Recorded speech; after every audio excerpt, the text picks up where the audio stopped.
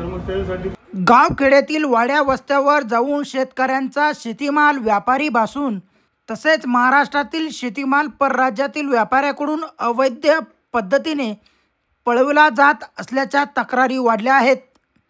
त्यामुळे यापुढे अशा प्रकारांना आळा घालण्यासाठी पणन विभागाकडून कडक पावले उचलली जाणार आहेत।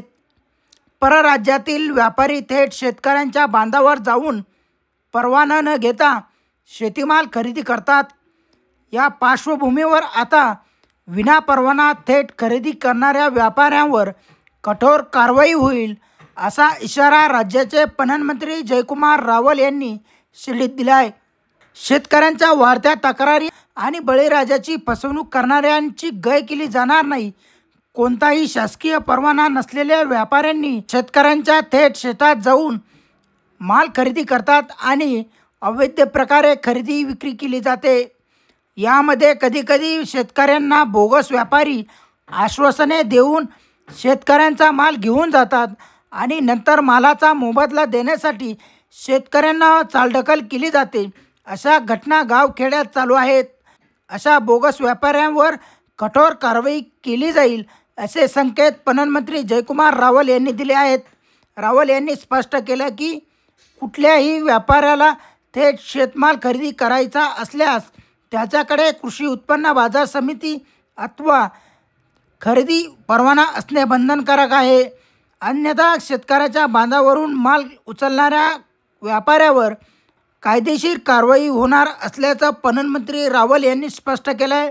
रावल हे शिर्डी येथे श्री साई समाधीचे दर्शन घेण्यासाठी आले असता माध्यमांसोबत बोलताना म्हटलंय, पेरू हे फळ 14 फळांच्या यादीत समाविष्ट केले असल्याचं त्यांनी सांगितले असून पेरू प्रक्रिया उद्योगाला फायदेशीर ठरेल असं त्यांनी म्हटलंय। आज मी पणन मंत्री या नात्याने आल्यानंतर राहताची चेअरमन यांच्याशी बोलत असताना आज आपल्याकडे धरणामध्ये पाणी आल्यानंतर बरेच लोक ऊस आणि डाळिंबकडे पिकवायचे, परंतु भाजीपालाकडे ते वळलेले आहेत। कारण की भाजीपाला पिकवणं याच्यामधून 2 पैसे अधिकही मिळतात आणि त्याचबरोबर जवळपास 60 ते 75 हजार लोक रोज येतात। त्यामुळे हा भाजीपालाचं जे उपयोग आहे म्हणजे पिकवायला इथे आहे आणि मार्केट इथे आहे, हे फार मोठं आमच्या या शेतकऱ्यांना दिलासा मिळाल्यामुळे जवळपास 5 ते 7 कोटी रुपयाचं उलाढाल ही आमच्या या मार्केट कमिटीमध्ये या भाजीपाल्याच्या माध्यमातून होतं। आणि मोठं ग्राहक हे आपलं ट्रस्ट असेल किंवा इथले नागरिक याच्या माध्यमातून हे भक्तगण हे होत असतात। आणि म्हणून साईबाबाची कृपा इतकी अपरंपार आहे की भक्तांना सगळीकडे मिळत असते, आजूबाजूच्या शहरामध्ये मिळत असते। आणि साईबाबाच्या चरणामध्ये नतमस्तक होऊन मी एवढंच प्रार्थना करेल की आम्हा सगळ्यांना सद्बुद्धीने ताकद द्या की आम्ही या महाराष्ट्राची मनापासून सेवा करून या महाराष्ट्राला अजून देशामध्ये मोठं स्थान आणि विश्वामध्ये मोठं स्थान मिळवण्याचा सातत्याने आमच्या सगळ्यांच्या माध्यमातून प्रयत्न हो, ही मी प्रभूचरणी साईचरणी प्रार्थना करतो। पूर्वीच्या काळामध्ये लहानपणी मी सुद्धा या नगर जिल्ह्यामधला या राहत्या तालुक्यातला पेरू या साईबाबा मंदिर परिसरामध्ये खूप विकला जायचा। आपण सांगितले ते कमी झालं आहे, परंतु ADB जो आहे एशियन डेव्हलपमेंट बँकचं जवळपास 2000 कोटीचा एक नवीन प्रकल्प राज्याचे यशस्वी मुख्यमंत्री देवेंद्र फडणवीस साहेबांनी तो मान्य केला। ADBच्या माध्यमातून 14 वेगवेगळ्या फळांना त्याच्या माध्यमातून प्रोसेसिंग करण्याचं, प्रायमरी प्रोसेसिंग असेल, पॅकेजिंग असेल, ग्रेडिंग असेल, या सगळ्या करण्यासाठी एक मोठं आर्थिक सहाय्य जवळपास 60% आर्थिक सहाय्य 10 कोटी रुपयापर्यंत हे मिळण्यासाठी तो प्रकल्पाला मान्यता दिली।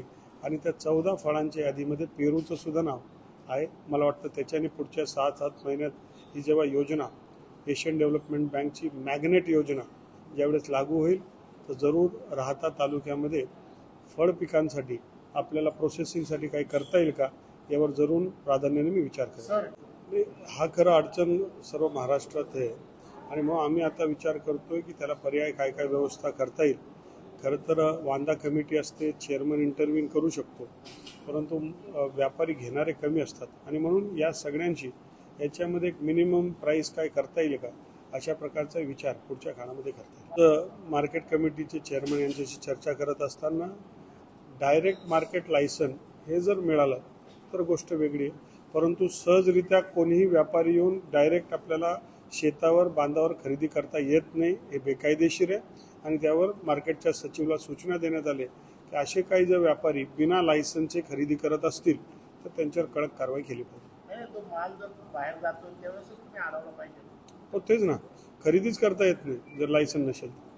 कृषी उत्पन्न बाजार समितीचं लायसन असलं पाहिजे किंवा डायरेक्ट मार्केट लायसन असलं पाहिजे महाराष्ट्र राज्य मान्य, तरच आपल्याला खरेदी करता येईल, अन्यथा ती बेकायदेशीर खरेदी आहे.